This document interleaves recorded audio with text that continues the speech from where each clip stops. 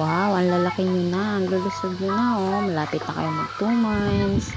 Next week, 2 months na kayo. Magpalaki pa kayo, mga piggies ko.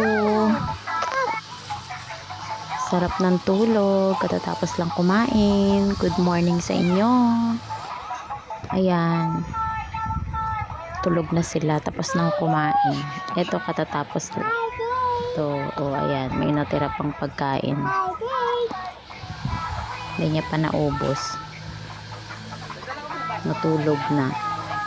Diba? Sarap ng tulog ninyo.